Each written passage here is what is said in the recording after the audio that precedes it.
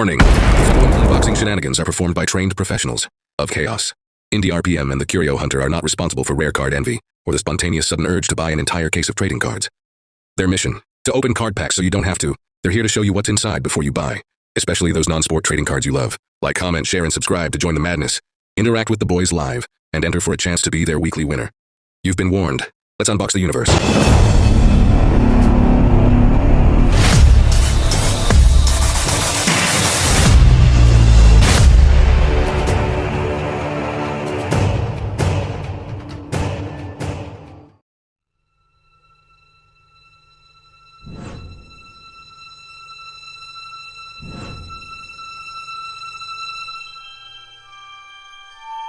Hey, Dad! Hey, Dad!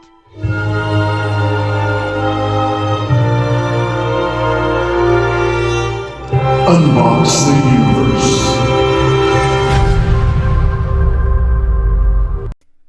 Hi, welcome to Unbox the Universe. I'm Monster Truck Damon. I'm the Curio Hunter. This is where we unbox things so you don't need to. So tonight, a couple of things. One, welcome back to our TikTok audience. We're back, so that only lasted a little bit, Right. and we were concerned, and we were preparing to make the transition if need be. Yes. But thankfully, things are back, so No we're need. back on schedule. Although that is a weird thing to say because we're actually deviating from our regularly planned schedule. A little bit. As you may notice, this is not, in fact, indieRPM. He's a little bit under the weather.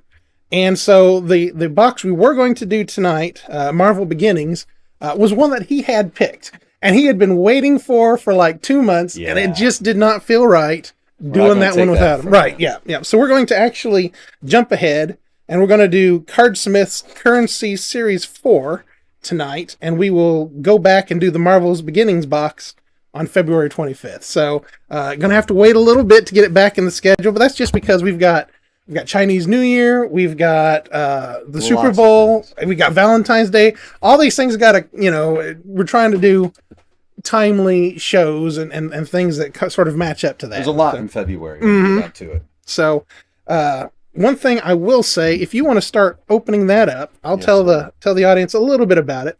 So, Cardsmith's Currency Series 4 is exploring the world of finance. It offers collectors an experience like no other with an expanded set of collector's cards. And I'm sort of reading this from their website. There's 70 different designs by artists bringing their unique visions to the series. They explore the foundations of traditional finance and emergent sectors, including decentralized finance and blockchain-based economies. Fortunate collectors, which we hope we are, may uncover rare variants like parallel holofoils, meta-rare refractor, and gemstone refractor cards. It also says to look for randomly inserted crypto redemption cards that can be exchanged for various amounts of Bitcoin, Ethereum, Litecoin, or Doge, including the 1 Bitcoin and 1 ETH hits. And that would sure help the show's budget a little bit. We'd start getting a few more card packs in if that were the case. We need more redemption cards. Yeah, that'd be real nice. So if you're interested in that, you can go to Cardsmiths and check this out. Although they may be starting to sell out, but I'm sure you can find it at some other places as well. Yeah. So with that, I guess we might as well sort of get into it. Now this won't be a very long show as far as going through the cards because it only comes with 2 packs. Only 2. And each pack only has 5 cards in it. So so there won't be a lot of cards to show off, but who knows? Depending upon what we see, we may one of the holofoils, or we may go crazy. It may take us a whole 5 minutes to calm down. If we pull the 1 Bitcoin, I may just walk out the door. I mean, so that might be the end of the show. Go straight to the bank or something. But it should be a good time. So I don't know. Other than that, I don't know much about this because it's so far out on the schedule. I haven't done my research on it. And I normally try to get a few more stats. That's why I was having to read from the website when I have time to prep for it. But because I'm the new guy, so we're going to learn as we go. All right, sounds good. Sounds good. We should hop right into it. Right. I do want to ask the audience though: has anybody ever purchased one of these products? I mean, this is Series 4, so they've already had 3 come out. Has anybody gotten some of these things? Have you gotten some of the big hits before? Let us know in the comments and stuff, and we'd be interested to find out, because this is a relatively new to me sort of thing. But So you've not done any of the other series, right? no. So this is the very first Cardsmiths. Other than when I was looking at this, I did see that they have a Bob Ross like trading card collection as well, which I'm a fan. So, but budgetary concerns at the moment, and we're booked so far out. But maybe If we get a redemption card. if we get a redemption card, there may be Bob Ross cards showing up here before too long. But so let's go ahead and get into it. Stay tuned. And if I can figure out how to stop this, there we go, so that we can show the cards off. We might as well open at the same time and sort of go back and forth here. All right. And normally I'm the lucky one, but I will count on you. Or if we're lucky, we'll both get the big hit. I have a good streak on this show. I pulled the silver card in the Angry Birds tournament between you and I, and then I played for Indy. But that was on Indy's behalf when I pulled the silver card. You know what? I'll take luck in about any form it comes in and stuff. And Well, what's your phrase? Here's to hoping. something Here's like hoping. that. Yeah. Here's hoping. So you can get the one full Bitcoin, and I'll take the one full ETH, and it'll all be fine. So We'll end up with Dogecoin or something. well, all right. All right. So don't know how to best do this, but I guess I will kick it off. And my first one is called DAO, Currency Creed. DAO, or Decentralized Autonomous Organization, is a blockchain-based entity governed by its members. Through a native cryptocurrency token, the DAO works towards a common goal and allows for collective bottom-up decision-making and group management. So it turns out the cards do tell you a little bit about what, otherwise I would have no idea. There's just so many cryptocurrencies out there. There are. And this goes all the way back to very archaic. Right. So this doesn't have to be cryptocurrencies. It could, we may see seashells, we may see like things that have been used for currencies throughout the generations, and who knows what we'll find in here. So, but that is DAO, my first one. Well, I'm going to butcher this. I don't know if this is Ramses or Ramses 2.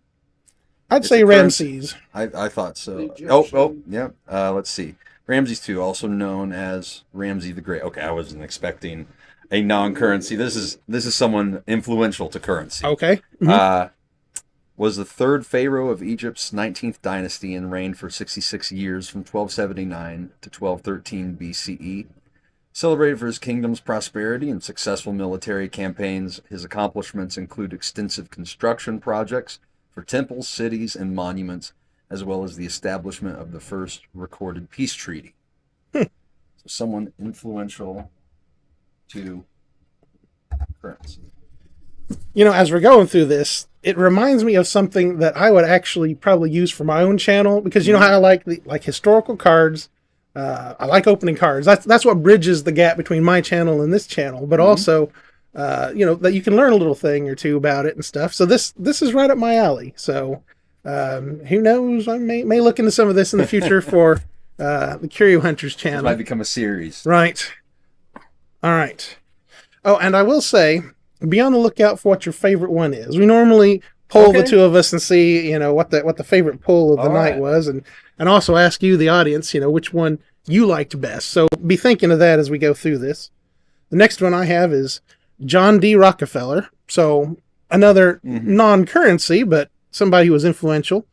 Considered the world's first billionaire in measurable currency, John D. Rockefeller was an industrialist who founded Standard Oil Company in 1870 and organized it into the first major corporate trust in 1882.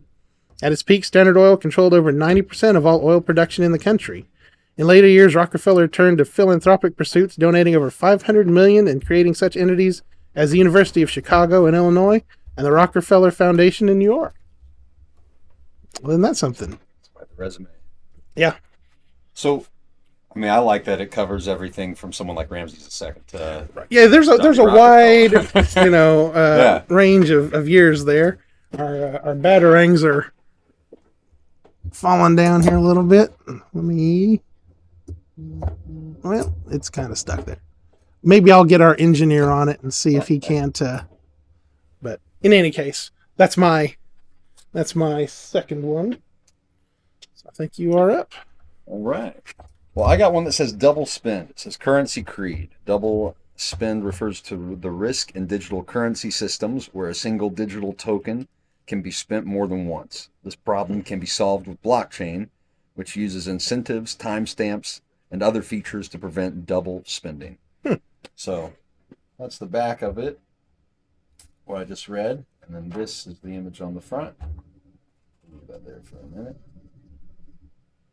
Might as well while I, read on to the next one, and we'll go from there. All right. We were talking about Dogecoin earlier. This is one for it. The currency's creed is Dogecoin is a cryptocurrency created as a meme coin by tech industrialist professionals Billy Marcus and Jackson Palmer. Dogecoin is the derivative of Lucky Coin and features 1-minute block times with no supply cap. So, tell us what that means, Curio. You mean no supply cap? Yeah.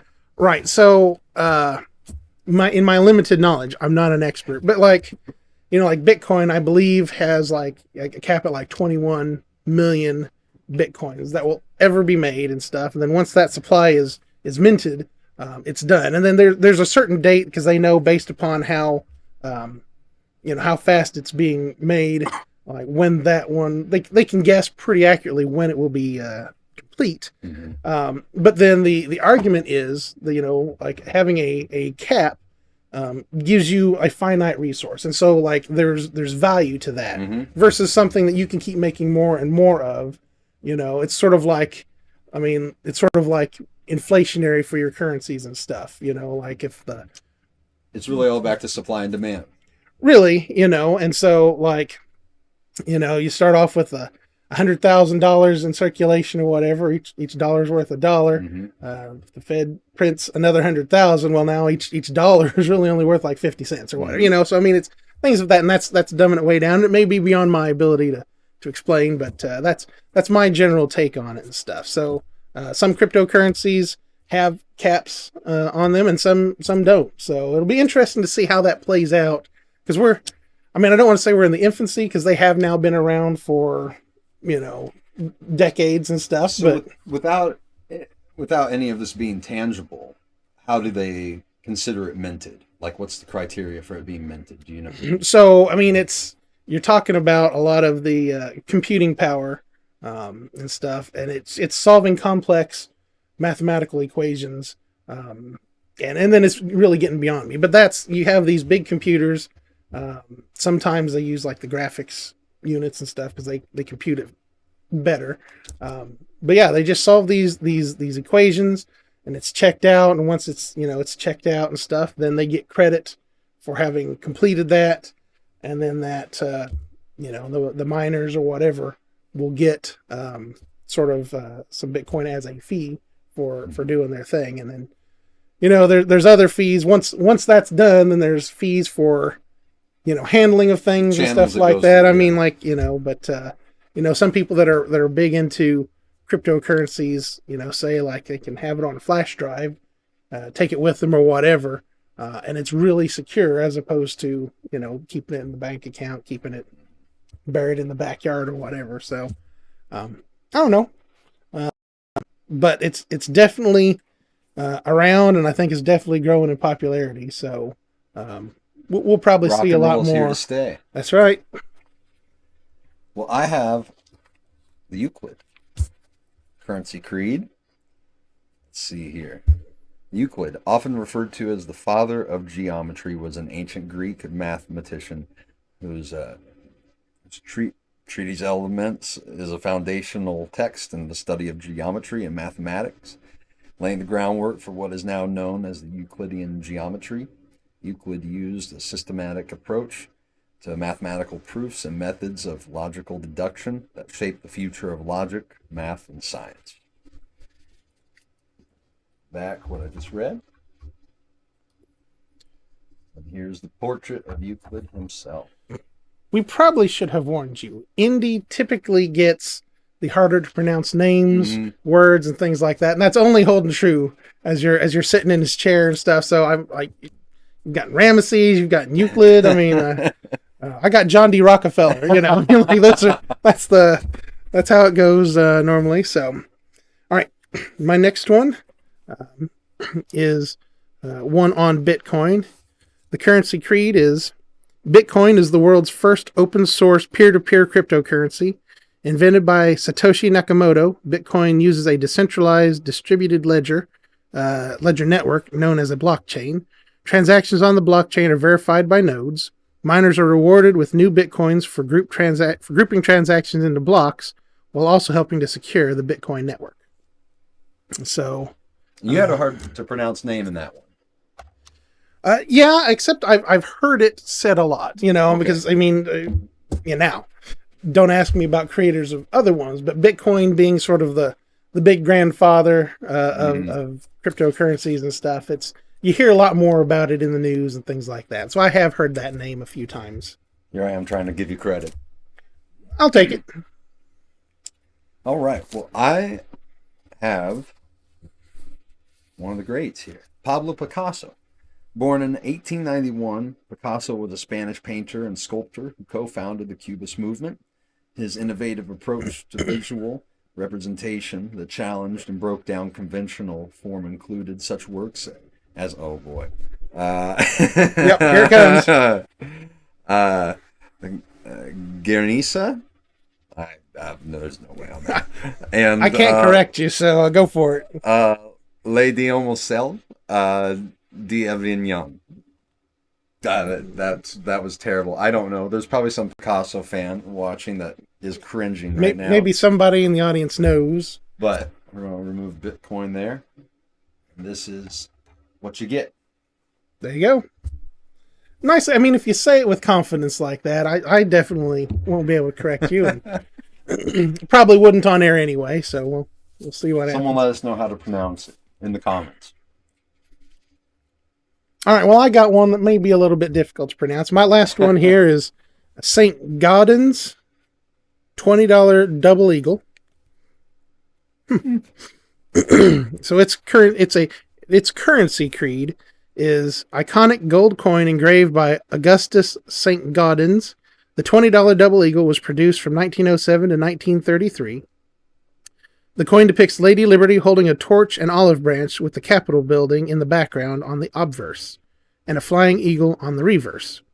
Many of these gold coins were recalled and melted down during the Great Depression, making surviving specimens particularly valuable. And now we've also learned that obverse meaning the front and reverse meaning the back. All right. For coins. Unless I've gotten those confused, so you can tell me if I did. That's the last one I have. All right. It says Crypto Winter. When I pulled this, I thought it said Crypto Winner, and I was that would be nice. For a second. Yeah. But the currency creed on Crypto Winter is a prolonged bear market for cryptocurrencies, where prices have declined and generally remain low while investor interest wanes, and crypto exchanges see much lower trading volumes.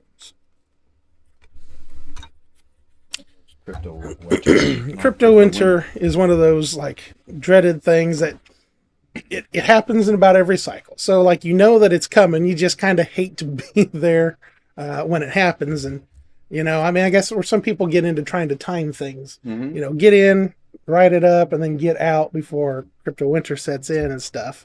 Although some other people say once it happens, that's your accumulation opportunity and stuff, and then you're ready to ride the next wave. So, I mean, depends on how you look at it, right? So, and people that are a lot smarter know a whole lot more about it than I do. But in any case, it's something that a lot of people, if you're into cryptocurrencies, I think you're familiar with the concept. Curio, I feel like you've taught me a whole lot on this. I mean, and it's all brought about by these cards. So it's actually been a pretty fun set to open. The only downside, we've only got 10. We've gotten through all of them already. Things are flying. So I'm going to pick out the one that I'm going to say is my favorite for the evening. Again, the question is what has been your favorite one that we have pulled so far? Or have you opened some of these packs yourself? What have been your best hits? I want to start off while he's looking and go with this Dogecoin.